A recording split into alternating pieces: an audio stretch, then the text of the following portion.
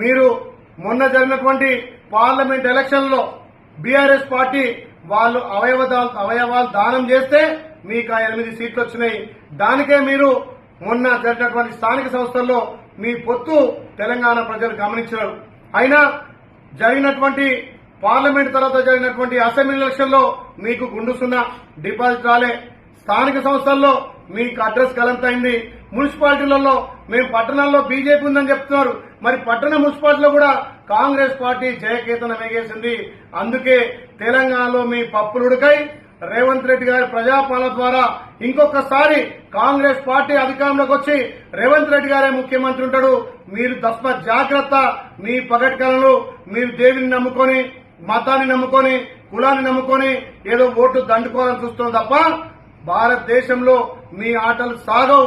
బెంగాల్ చూస్తే మీరు అర్థమైంది.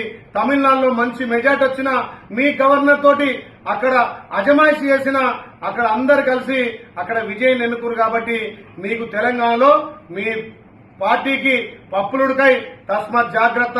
తెలంగాణలో వచ్చేది కాంగ్రెస్ పార్టీ.